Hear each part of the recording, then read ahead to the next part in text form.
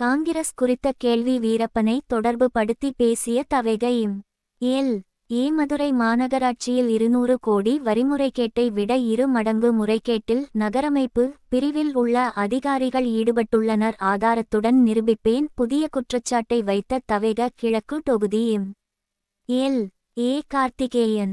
மதுரை மாநகராட்சி மாவட்ட கூட்டம் நிறைவு பெற்ற பின்பாக மாநகராட்சி வளாகத்தில் செய்தியாளர்களை சந்தித்து பேசிய மதுரை கிழக்கு தொகுதி சட்டமன்ற உறுப்பினர் கார்த்திகேயன், மதுரை மாநகராட்சியில் கட்டிட அனுமதியில் நகரமைப்பு பிரிவில் பல்வேறு முறைகேடுகள் அதிகாரிகள் ஈடுபட்டுள்ளனர்.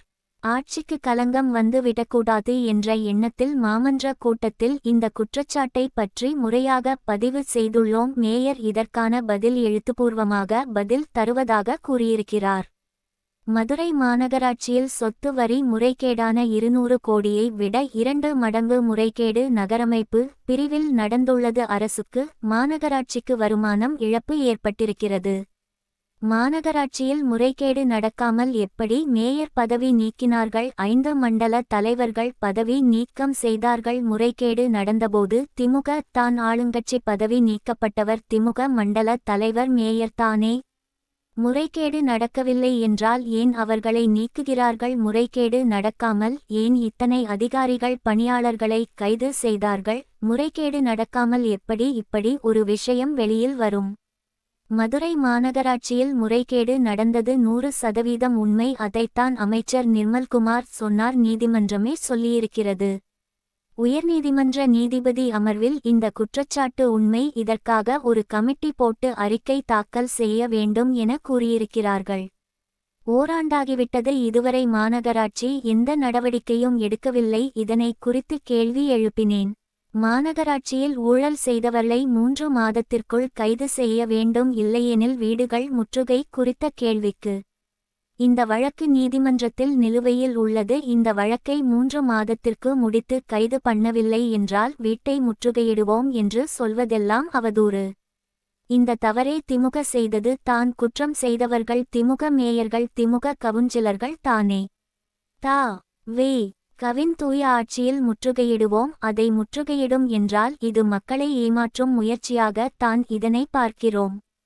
காங்கிரஸ் மாமன்ற உறுப்பினர்களை துரோகிகள் என திமுக மாமன்ற உறுப்பினர்கள் கூறியதற்கு வீரப்பன் தேடுதல் வேட்டையில் ஈடுபட்ட அத்தனை காவலர்களுக்கும் டபுள் பிரமோஷன் கொடுத்தார்கள். எந்த வேலையை யார் செய்வோமோ அதனை கட்சி தலைமை செய்யும். அவர்களுக்கு காங்கிரஸ் திமுகவை விட்டு போய்விட்டார்கள் என பொறாமை உங்களால் பிடித்து வைக்க முடியவில்லை, வெளியில் வந்து விட்டார்கள் என்றார்.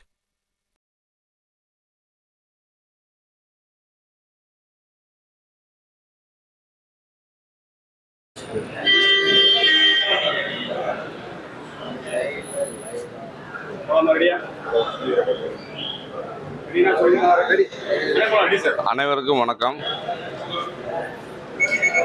இன்று நடைபெற்ற மதுரை மாநகராட்சி மாமன்ற கூட்டத்தில் சிறப்பு அழைப்பாளராக அழைக்கப்பட்டு மாமன்ற கூட்டத்தில் கலந்து கொண்டேன். மாமன்ற கூட்டத்தில் மதுரைக்கு தேவையான கட்டமைப்பு வசதிகள், வளர்ச்சி திட்டங்கள் பற்றி விரிவாக எடுத்து கூறினேன். கடந்த திமுக ஆட்சியில் நடைபெற்ற வரி முறைகேடு அனைவரும் அறிந்ததே. அதை பற்றிய கேள்வி எழுப்பினேன்.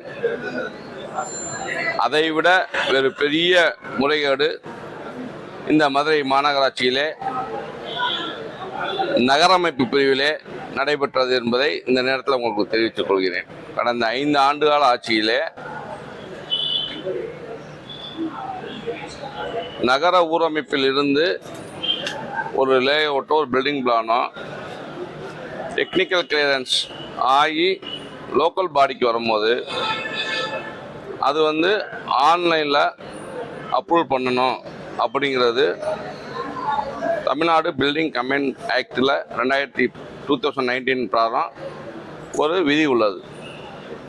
தமிழ்நாடு முழுவதும் டிடிசிபி அப்ரூவல் பண்ண லேஅவுட்டோ பில்டிங் பிளானோ கண்டிப்பாக ஆன்லைன் மூலமாக தான் இது வரைக்கும் அப்ரூவல் நடைபெற்றிருக்கிறது.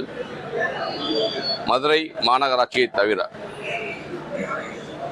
கடந்த 5 ஆண்டுகளிலே மிகப்பெரிய மோசடி இந்த நகரமைப்பு பிரிவிலே நடைபெற்றுள்ளது.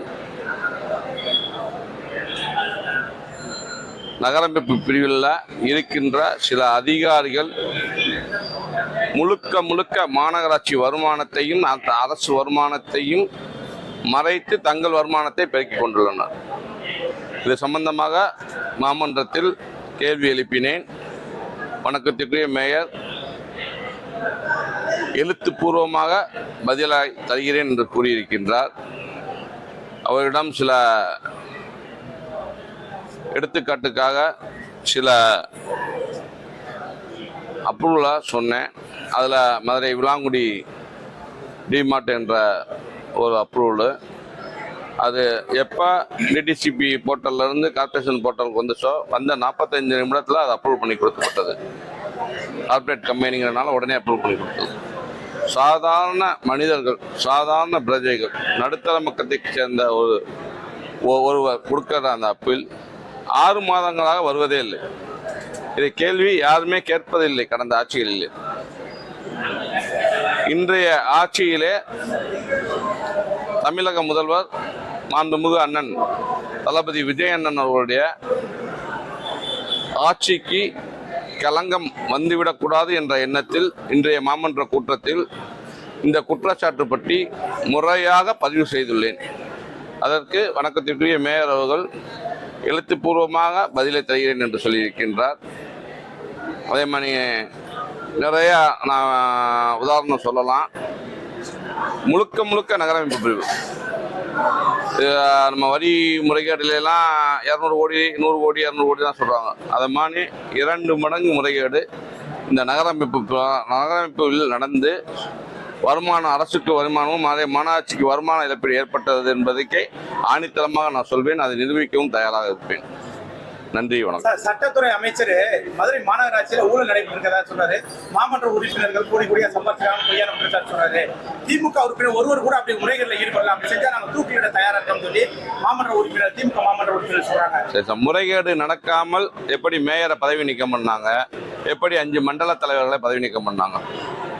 முறைகேடு ஆளுங்கட்சி, திமுக ஆளுங்கட்சி, பதவி நீக்கப்பட்ட மேயர் திமுக கட்சி, பதவி நீக்கப்பட்ட மண்டல தலைவர் அத்தனை பேருமே திராவிட முன்னேற்ற கழகத்தை சேர்ந்தவர்கள்.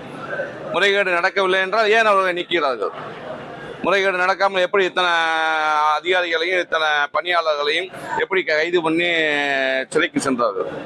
முறைகேடு நடக்காமல் எப்படி இப்படி ஒரு விஷயம் வெளியே வருமா? முதல்ல அதுதான், முறைகேடு நடந்தது 100% உண்மை. அதை தான் எங்கள் அமைச்சர் சொன்னார். முறைகேடு நடந்ததை சொன்னார். எல்லாமே போட்டிருக்காங்களா? ஹைகோர்ட் போட்டிருக்கு.